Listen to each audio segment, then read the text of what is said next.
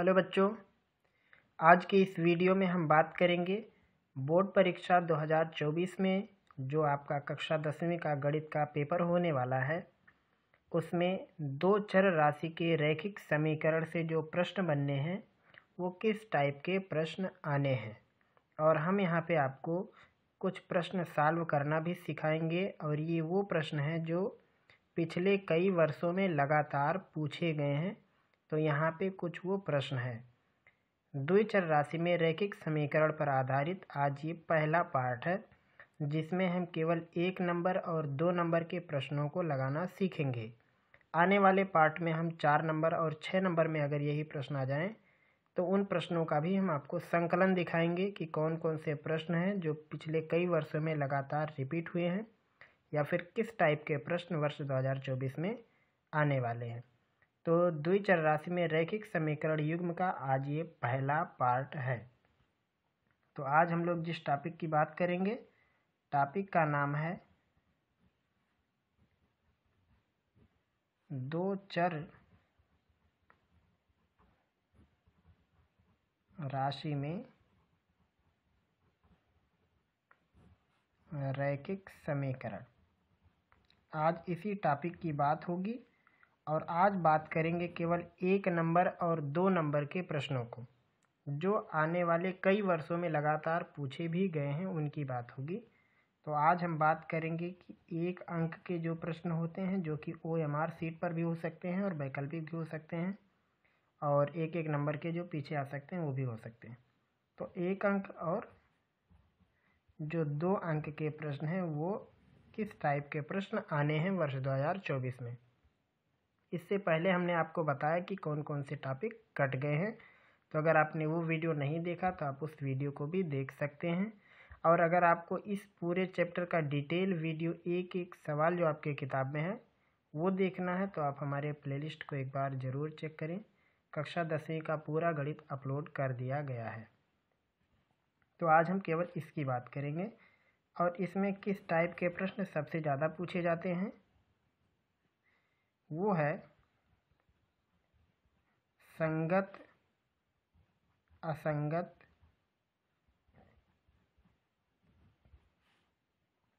कुछ ऐसे शब्द इस्तेमाल होते हैं अद्वितीय हल, अपरिमित हल,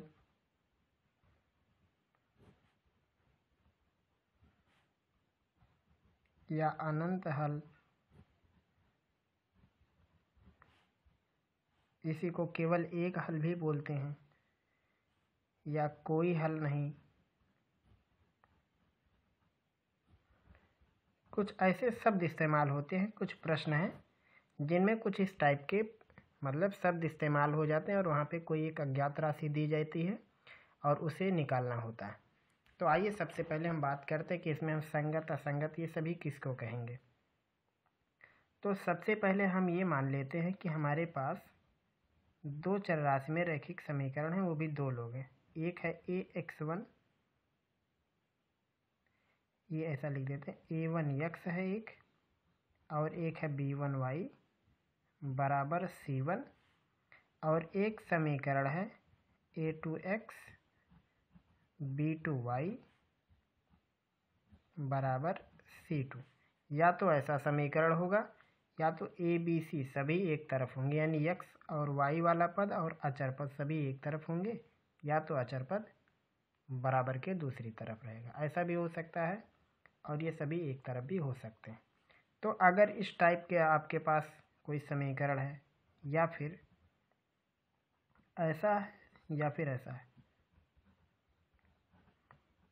प्लस c1 बराबर 0, और ये जो है इसका दूसरा रूप है a2x b2y प्लस c2 बराबर 0। तो इन दोनों समीकरणों में अगर आपको ऐसा समीकरण दिया गया है और आपको दी गई क्वालिटी मिल रही, जैसे आपको इन दोनों समीकरणों में गुणांकों की तुलना करने के बाद अगर आपको मिला a1/a2 नॉट इक्वल b1/b2 तो इसे कहेंगे अद्वितीय हल वाला। और इसी को कहते हैं संगत। जब ये वाला केस आएगा तो इसको कहेंगे अद्वितीय हल, संगत, या इसी को कह सकते हैं केवल एक हल, केवल एक हल। ये इसकी बात हो गई। दूसरा केस, अगर a1 बटे a2 बराबर हो गया b1 बटे b2 के और बराबर हो गया c1 बटे c2 के, तो इसमें कहेंगे अनेक हल या अनंत हल। अनेक हल, अनंत हल या अपरिमित हल। और इसको भी कहेंगे संगत। मतलब संगत कहा जाए तो ये दो केस हो सकता है, या तो ये वाला केस या तो ये वाला केस। ऐसा केस दिखेगा तो इसका मतलब अद्वितीय है और केवल एक हल। तो इन तीनों में से कोई भी शब्द इस्तेमाल हो तो आपको यही काम करना है। अनेक हल कहा जाए तो आपको ये काम करना। अपरिमित के लिए ये देखना है आपको, और अनंत के लिए भी यही देखना है। एक और केस है कोई हल नहीं। a1 अपान a2 बराबर हो जाएगा b1 अपान b2 के और बराबर नहीं होगा c1 अपान c2 के। जब ये देखो, जब ये बराबर नहीं हुआ तो हमें c1 c2 चेक नहीं करना है, जब ये बराबर हो जाए तभी चेक करना है। तो एक केस में बराबर भी हो सकता है, एक में नहीं भी। तो जिसमें नहीं हल होगा a1 अपान a2 बराबर b1 upon b2 not equal c1 upon c2, तो इसका मतलब होगा कि कोई हल नहीं, कोई हल नहीं। तो इसको हम कहेंगे असंगत। बस ये आपको 3 पॉइंट ध्यान देना है, और इन तीनों पॉइंट को लेकर के 1 से 2 नंबर आपका फिक्स हो जाता है। तो सबसे पहले आप इसको नोट कीजिए और उसके बाद हम आपको दिखाते हैं इस पर आधारित कुछ प्रश्न। तो यहाँ पर देखिए हमने लिखा है महत्वपूर्ण प्रश्न, और यहाँ पे कुछ प्रश्न हैं। ये प्रश्न पिछले कई वर्षों में लगातार रिपीट हुए हैं, इसलिए हमने इन प्रश्नों को लिखा है। तो सबसे पहले आप इन प्रश्नों को खुद लगाइए, वीडियो पास कीजिए, खुद सॉल्व कीजिए। नहीं हल हो तभी आप आगे वीडियो को देखें। तो पहला प्रश्न हमने लिया है के किस मान के लिए रैखिक समीकरण युग्म के अनंत हल होंगे।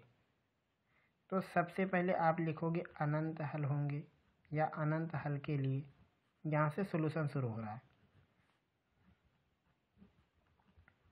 अनंत हल के लिए आपने कौन सा केस देखा, a1 अपान a2 इक्वल b1 अपान b2 इक्वल c1 अपान c2। ये वो केस है जब अनंत हल होते हैं। तो अब इसमें आपको गुणांकों को रखना है। जैसे पहले वाले को हम a1x b1y c1 कह दें, तो दूसरे को a2x b2y और c2। तो इसी में इनकी वैल्यू आपको रिप्लेस कर देनी है। यहाँ a1 का मतलब k है और a2 का मतलब 1, यानी x का गुणांक। b1 का मतलब यहाँ इसका गुणांक 1 और यहाँ b2 का मतलब है k। c1 का मतलब है k स्क्वायर और यहाँ c2 का मतलब है 1। तो आप इन दोनों में से किसी दो को एक साथ कर लो। जैसे ये दोनों को एक साथ आप कर लो तो हो जाएगा k स्क्वायर बराबर 1, या यहाँ से आपको k की वैल्यू मिलेगी प्लस माइनस 1। 1 का वर्गमूल प्लस माइनस 1 होगा। तो सवाल में है k के किस मान के लिए समीकरण युग्म का अनेक हल होगा। तो लिखेंगे k की वैल्यू जब प्लस माइनस 1 होगी, यानी k का मान या तो प्लस हो 1 हो या तो माइनस 1, दोनों ही स्थितियों में इसके अनेक हल होंगे। तो ये हो गया पहला। और उसके बाद ये देखिए दूसरा सवाल, ज्ञात कीजिए कि रैखिक समीकरणों का युग्म 2x - 3 = 8 और 4x - 6y = 9 संगत है या असंगत। तो संगत और असंगत का केस अभी हमने पीछे समझाया। तो सबसे पहले यहाँ पे आपको संगत असंगत के केस में आपको a1 अपान a2 b1 अपान b2 और c1 अपान c2 सभी निकालना होगा। तो सबसे पहले निकालेंगे यहाँ पे a1 b1 c1। तो यहाँ पहले वाले में a1 का मान है 2, b1 का मान 3.5 और c1 का मान 8 है। दूसरे में a2 का मान 4, b2 का मान 6 और c2 का मान है 9। अब निकालेंगे a1 अपान a2। तो A1 का मान 2, A2 का मान 4 बराबर 1/2 निकालेंगे B1 अपान B2। तो B1 का मान -3, B2 का -6, ये भी हो गया 1/2। फिर निकालना आपको C1 अपान C2, तो ये हो गया 8 और यहाँ पे ये 3y था यहाँ पे, और फिर यहाँ पे C1 का मान 8 और C2 का मान है 9। तो आप यहाँ पे देखो A1 अपान A2 और B1 अपान B2 बराबर है, लेकिन C1 अपान C2 आपस में बराबर नहीं है। तो यहाँ निष्कर्ष में क्या आया, A1 अपान A2 बराबर है B1 अपान B2 और बराबर नहीं है C1 अपान C2। तो इसी केस को हम लोग बोलते हैं असंगत, मतलब इसमें ये चीज़ असंगत है। समझ में आया कैसे आपको लगाना है। सबसे पहले आपने A1 A2 B1 B2 C1 C2 का अनुपात निकाल लिया, फिर आपको देखना है कि कौन सा केस आ रहा है, जो अभी हमने शुरू में वीडियो के आपको बताया था। तो उस केस के आधार पर आपको इसे चेक करना होगा। तीसरा सवाल, के किस मान के लिए युगपत समीकरणों, यहाँ 2 समीकरण दिया है, का कोई हल नहीं है। कोई हल नहीं है मतलब असंगत वाला केस यही है, इसी में कोई हल नहीं होता। तो सबसे पहले यहाँ पे A1 B1 C1 सबका मान लिख लो। इसमें A1 की वैल्यू है 3, B1 का 1 और C1 का मान 1 है,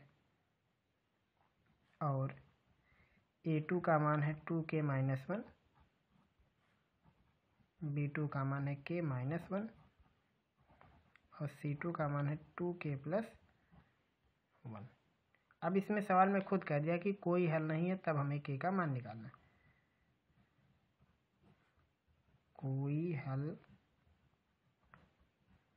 नहीं है, इसलिए केस क्या बनेगा,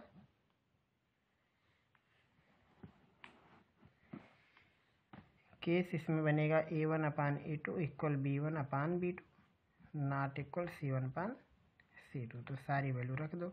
A1 का मान 3 है, A2 का मान 2k-1, B1 का मान 1 है और B2 का मान k-1 और C1 की वैल्यू 1 है और C2 की वैल्यू 2k+1। यहाँ इन दोनों को लेके हल कर दो या इन दोनों को लेके हल कर दो, चाहे जिसका। तो हम यही वाला ले लेते हैं, 3 अपान 2k-1 इक्वल 1 अपान k-1। गुणा करेंगे तिरछा, तो 3 का गुणा हो जाएगा 3k-3 इक्वल 2k-1। 3k में से 2k घटाएंगे तो आएगा k और -3 दूसरी साइड जाएगा तो +3 हो जाएगा, तो घटाने पे आएगा 2, यानी k की वैल्यू होगी 2। आप चाहे तो इन दोनों को लेके लगाओगे तो कुछ और भी वैल्यू आ सकती है, ऐसी बात नहीं है, लेकिन तब उसमें वो नॉट इक्वल का साइन आएगा। और इन दोनों को लेके लगाओगे तो इक्वल का साइन, पहले को तीसरे के साथ लगाओगे तब भी नॉट इक्वल का साइन लगाना पड़ेगा। तो ये हुआ सवाल नंबर तीसरे का जवाब। तो ये वो टॉपिक है जो कि संगत, असंगत, अद्वितीय, अनंत, इन सभी पॉइंट पर आधारित प्रश्न हैं। अभी और भी आगे हैं, हम उनको लगाते हैं, फिर आपको कुछ सवाल देंगे, आप उसे खुद ट्राई करना। चौथा सवाल, के किस मान के निम्नलिखित रैखिक समीकरणों के युग्म के अपरिमित रूप से अनेक हल होंगे। यहाँ भी वही केस, अनेक हल कहा है इसमें, अनेक हल। तो अनेक हल का केस होता है A1 अपान A2 इक्वल B1 अपान B2 इक्वल C1 अपान C2। तो यहाँ A1 की वैल्यू है k, A2 की वैल्यू 12, B1 की वैल्यू 3, B2 की वैल्यू k, C1 की वैल्यू k-3 और C2 की वैल्यू k। कोई भी दो लेके लगा दो, चाहे पहला दूसरा, दूसरा तीसरा, पहला तीसरा, कोई भी। तो यहाँ हम पहले दूसरे को लगा देते हैं एक साथ करके। तो पहले लिखेंगे k/12 3 अपान k का गुणा k में करेंगे तो k² और 12 का 3 में 36, तो वर्गमूल निकालना पड़ेगा। तो 36 का वर्गमूल होगा धन और ऋण 6, यानी k की वैल्यू चाहे +6 रखें या तो -6, दोनों केस में इसके अपरिमित रूप से अनेक हल होने वाले। ये देखिए अगला सवाल, ये भी इसी पॉइंट पर आधारित सवाल है। P के किन मानों के लिए समीकरणों के युग्म का एक अद्वितीय हल है। यहाँ कुछ प्रश्न दिया गया है, यहाँ का अद्वितीय हल। सवाल में है अद्वितीय हल। तो अद्वितीय के केस में होता है a1/a2 नॉट इक्वल b1/b2। तो यहाँ a1 का मान है 4, a2 का मान है 2, b1 की वैल्यू p है और b2 की वैल्यू 2 है। केवल इन्हीं दोनों को लगाना है। तो आगे क्या होगा, 2 का गुणा 4 में हो जाएगा 8, या फिर 2 से आप 4 को काट सकते हो। तो लिखोगे 2 नॉट इक्वल p/2 या p नॉट इक्वल 4। ये हो जाएगा इस सवाल का जवाब। और अगला सवाल आपको दिखाते हैं, 6वां। यम के किस मान के लिए समीकरण युग्म x - 2y = 3 और 3x + my = 1 का एक अद्वितीय हल होगा? तो इसमें भी कहा है अद्वितीय हल। तो अद्वितीय हल का केस क्या है, a1/a2 नॉट इक्वल b1/b2। तो a1 की वैल्यू 1 है और a2 की वैल्यू 3, b1 की वैल्यू ऋण 2 और b2 की वैल्यू m। तो यहाँ से m की वैल्यू आएगी नॉट 6। m का गुणा 1 में 1 और 3 दूनी 6। ये हो जाएगा इस सवाल का जवाब। तो ये कुछ सवाल थे जो कि संगत, असंगत, अद्वितीय हल, अनेक हल, इस प्रकार के टॉपिक पर आधारित थे, जो कि पिछले कई वर्षों में लगातार पूछे गए प्रश्न हैं। और अगर आप इन प्रश्नों को लगा लेते हो और इस टाइप के प्रश्नों को लगा लेते हो तो आपका 1 से 2 अंक फिक्स है। अब हम आपको आगे कुछ प्रश्न देते हैं जो कि आपको खुद लगाने हैं, खुद अभ्यास करना है। ये 2 सवाल हैं जिसे हम आपको दे रहे हैं, इसलिए हमने इसमें इसका ऑप्शन भी लिख दिया है। प्रश्न है, युगपत समीकरण x + 2y = 70 और 2x + λy = 35 का कोई हल नहीं है यदि लैम्डा का मान होगा। यहाँ पे 4 ऑप्शन दिए गए हैं, 1/4, 1/2, 2 और 4। और अगला प्रश्न है, यदि रैखिक समीकरण युग्म 2x + 3y = 5 और 4x + ky = 10 के अपरिमित रूप से अनेक हल हैं तो k का मान 1/2, 1, 3 और 6। ये 2 प्रश्न हैं जो कि हमने आपको अभ्यास के लिए दिया है और आप इस प्रश्न को लगाना और इसका जवाब आप कमेंट के जरिए ज़रूर बताना। तो फिर मिलेंगे हम लोग जल्द ही अगले पार्ट में द्विचर राशि के रैखिक समीकरण पर आधारित अगले प्रश्नों को लेकर के, जो कि 4 या 6 अंक के प्रश्न होते हैं। उसमें कौन से प्रश्न बार बार बोर्ड ने रिपीट किए हैं और किस टाइप के प्रश्न वर्ष 2024 में आने हैं, उस टॉपिक पर हम बात करेंगे आगे के आने वाले पार्ट में। तब तक पढ़ते रहिए, अपनी तैयारी और भी बेहतर तरीके से करते रहिए।